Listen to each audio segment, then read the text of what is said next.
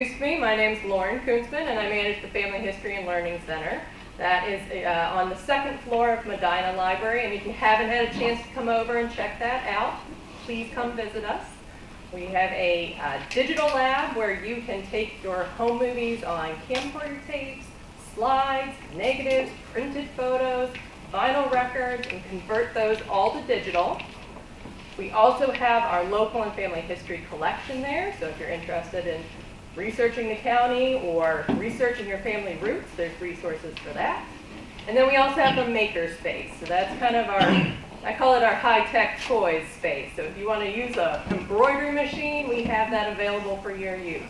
If you want to use our laser engraver, that's available there too. 3D printer, got that as well. So it's a pretty exciting spot, and don't feel intimidated by the technology. We are there to help you with that. So this evening, I'm going to talk to you about the history of Brunswick Community Library a little bit. And I should preface by saying I am not from Medina County, but I am a historian, so I enjoyed researching this and learned a lot while I was working through the process.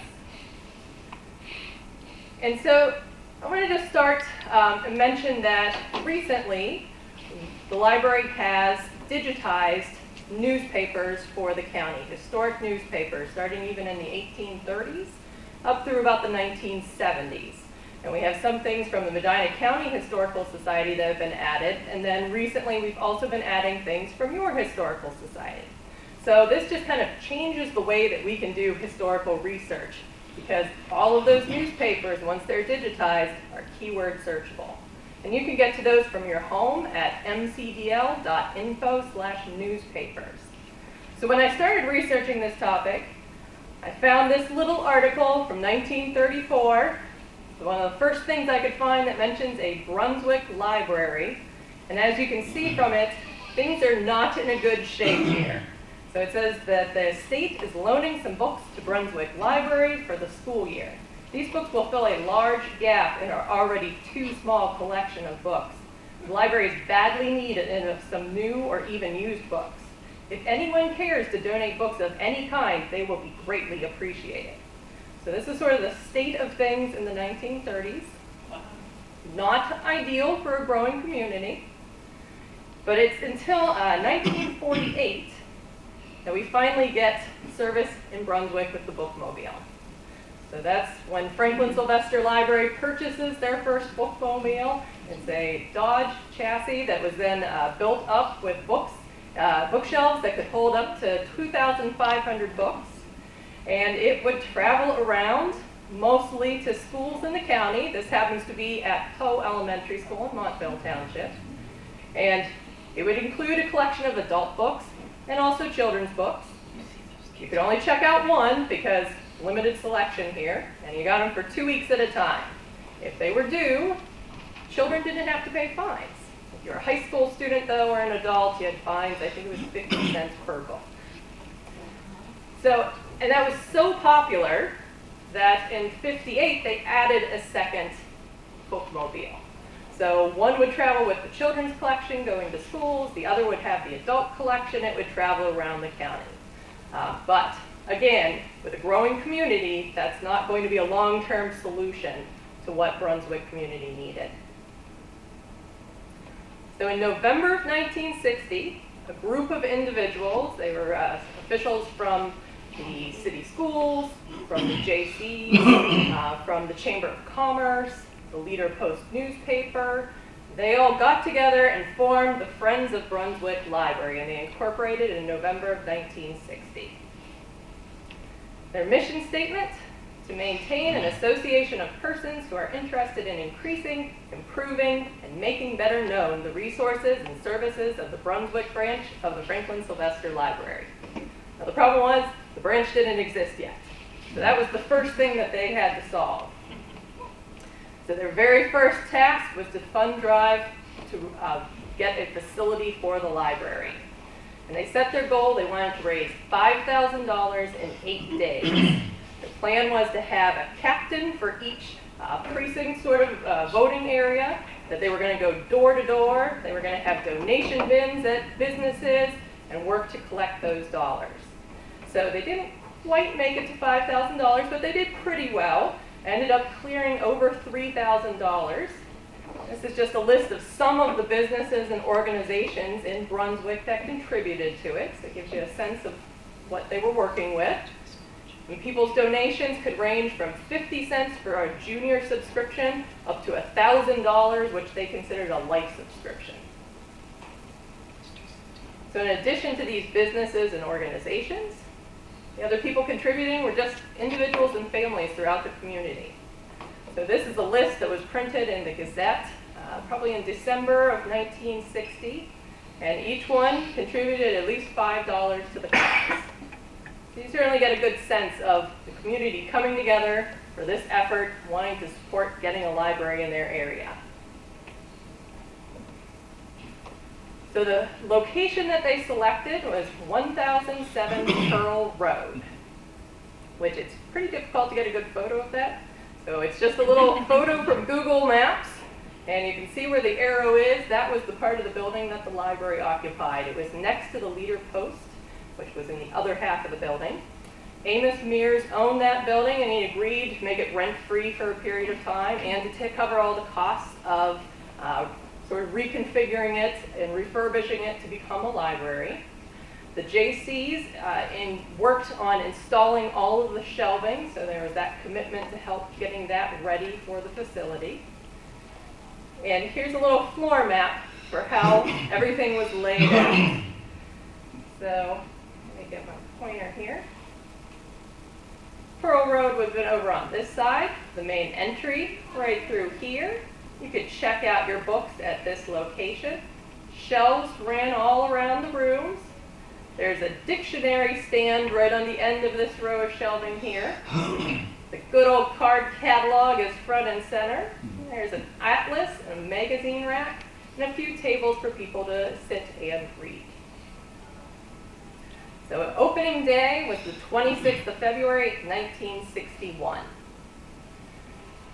And here's some of the officials responsible for it. So on the left, that is the leader of the fundraising effort. I think it's Dr. Coe. Then we have Olive Myers. She's the first librarian for Brunswick branch. And she was previously the librarian on the bookmobile. So she was probably a familiar face to people in this area. We then have Betty Craver, who was the head librarian for Franklin Sylvester Library. And then I think it's Bill Gostrick, who was the president of the Friends of the Library at this time. You can also see some photos that was taken during the opening event, people coming in, checking out some of the books. We've got the two librarians next to the card catalog there.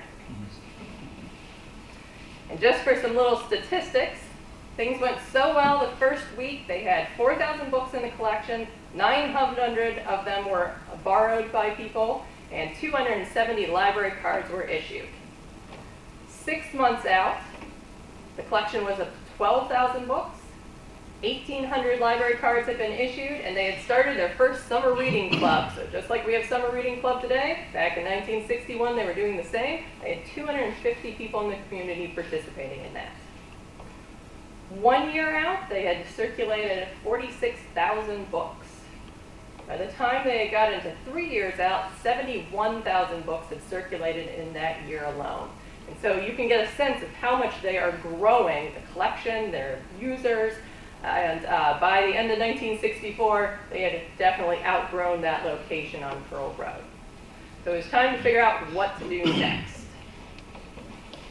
And they ended up moving to Brunswick Plaza Shopping Center. So there they were going to be located. It had previously been a dry cleaning business. They were kind of under a party center and next to a bowling alley. And this space actually tripled or quadrupled the amount of square footage that they had.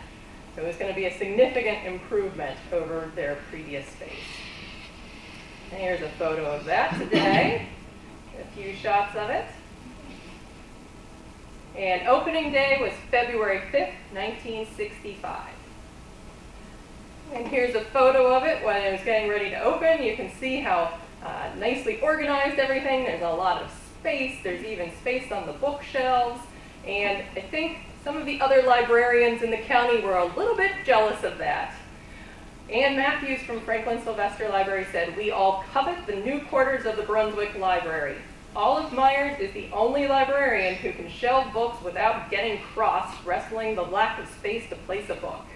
She has room on her shelves, and new books added to her collection will find a spot, and the shelves won't look like they'll explode at any moment. Naturally, we wish Olive and her assistant, Betty Wetzel, all sorts of success in their new building." So just so you can take another look at this, by 1971, there was already talk that this location was not large enough. And here's a shot from probably in the late 1970s. You can see there's barely an aisle down the room there. There's certainly hardly any space to set yourself up to read anything. There was no staff space at the time. You might also notice that there are these plastic drop cloths in the corner over here. So that was because they had flooding issues in the building. So the party center, one time the toilets overflowed there, which caused damage in their children's section. The roof had some leaks to it, which caused other problems. On a third occasion, they actually ended up with about $2,000 worth of damage in their books, which by today's standard would probably be close to about $10,000 to $12,000. So not only did they have that problem though, but they also had frequent vandalism. So people would come through in the evenings, break out the glass in the windows. So one of the staff jobs was to cover the books at night with the plastic sheeting, not only to protect from potential water damage, but also they said, well, it made it so much easier to just shake the shards of glass off in the morning rather than having to clean it off the books. So the other challenge with the location was the bowling alley. So if you wanted a quiet place to read, this wasn't ideal for that purpose.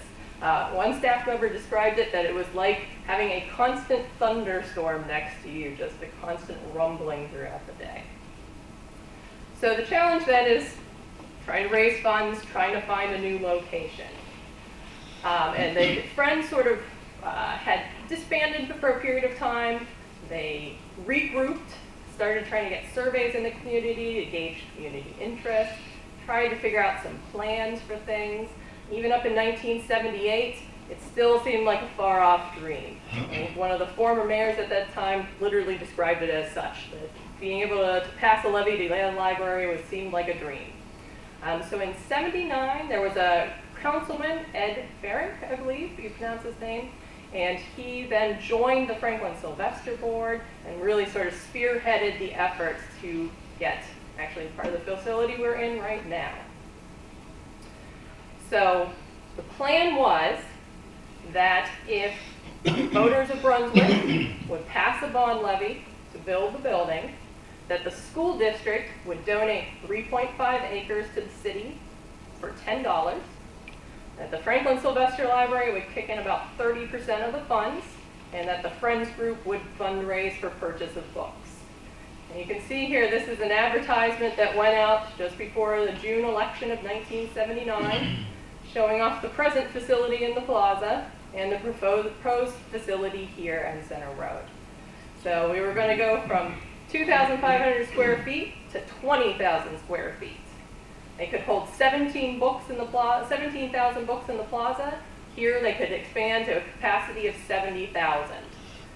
So, and there were other things that they were going to add here too, an outside book drop. There was going to be a community room where you could have audio-visual displays, space for reading, and just a lot of different services that they could offer that way. So, as it happened, it did pass. It was a very low voter turnout for that June election. Only something like 12% of registered voters did vote. But of those that did, 75% of them chose to support building a library. And that would be on this property here at 3649 Center Road. So construction started quite quickly. This is actually in September of 1980, and they estimate that the construction was about 80% complete at this time. Again, community contributed on getting the books moved into the location. There were a couple little girls who got to sort of preview behind the scenes while their parents were helping to set up shelving the books here. And When the time came for the grand opening, they ran an advertisement in the paper inviting the community, everyone to come and see the location, showing off what the old library looked like and what the new library looked like. Nice spacious areas for reading and checking out different books. And that opening day was the 6th of December, 1980. So Ed Farrick, who was so important in getting this measure passed and the library built, he was one of the speakers honored at the opening day ceremonies, at which time he thanked the community for all their support, because it really was a community effort to get the library built here. This is the head librarian at the time, Mike Wentz, and he commented on the amazing increase in library books or library cards issued. 1 month before they opened, they issued 200 in the month.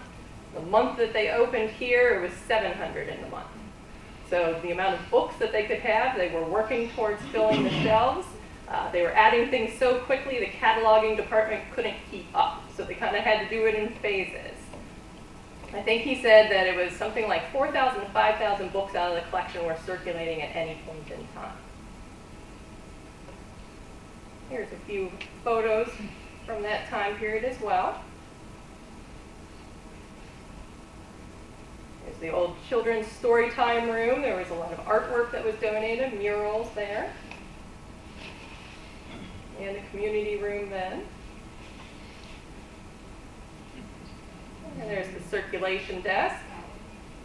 And they had a piano in the reference department at some point. So, just like when we were in the plaza, again, outgrew the space here. So, this building was originally conceived to hold about 70,000 books. By 2006, there was about 175,000 books here. So, meeting room space, office space, everything was being converted to just having room to shelve the books and make those available to people, which was then, losing a lot of services, losing program space, losing meeting space, things like that. So as part of a 2003 initiative to the voters in the county, it was decided that there was going to be renovations for pretty much all of the branches of the Franklin Sylvester Library, including Brunswick Branch. And so in order to facilitate that, the library was going to have to move off-site for a period of time. So for a little over a year, they were at Laurel Square. Moving in it was supposed to take 2 weeks. I think it took closer to 4.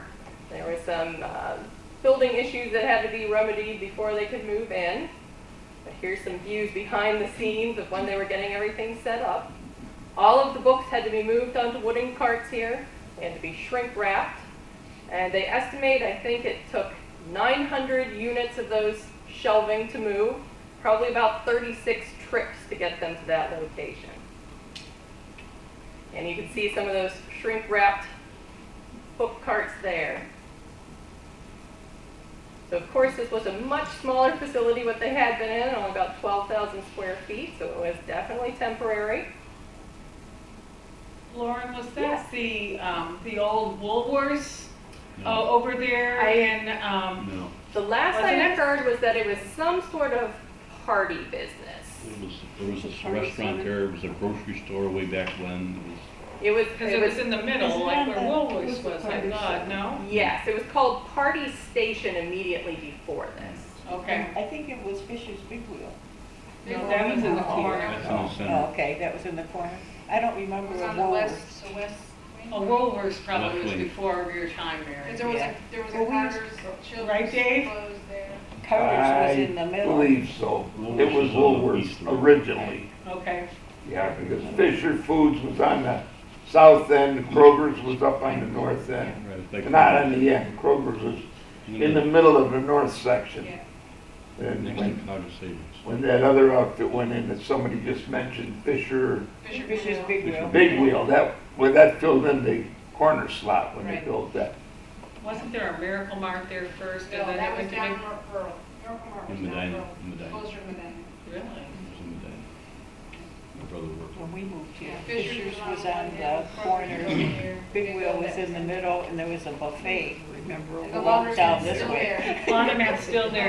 The laundromat's still there. In the typical shopping center in Brunswick, who knows what was where when? We Whoever. remember. Pretty well know. Even a library for a period of time, so. Yeah.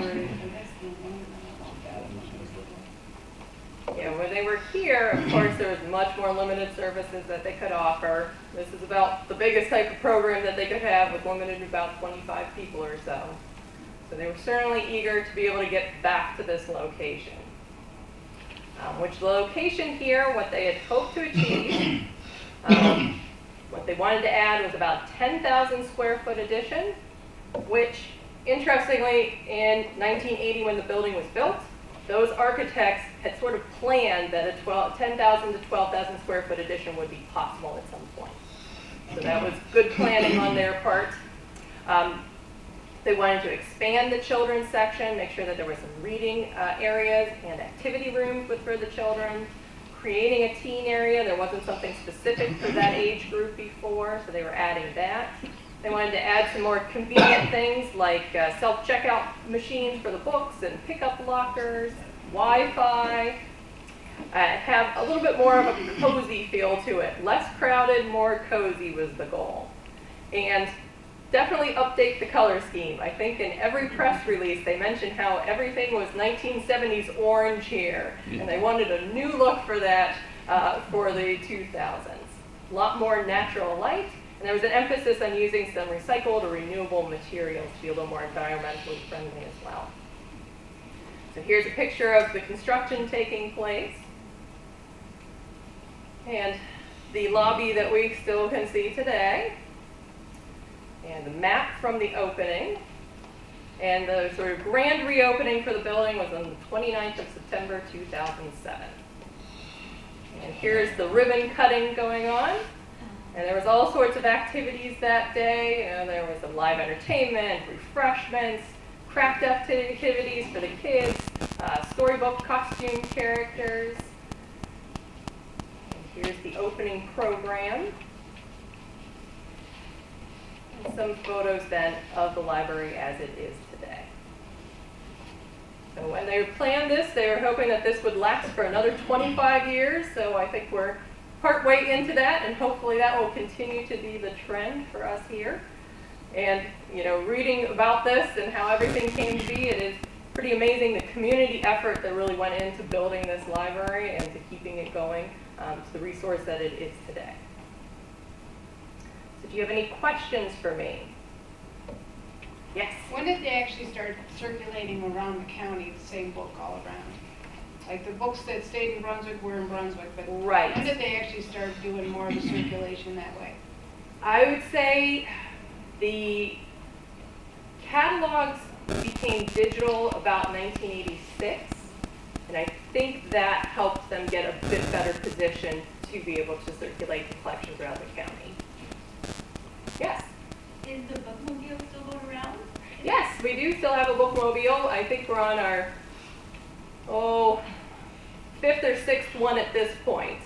So it does still rotate. If you visit our website, there is a tab for the bookmobile, and you can see the schedule that they have each month right on there. Other questions? All right. Well, thank you very much for having me. Thank you for being here. Thank you.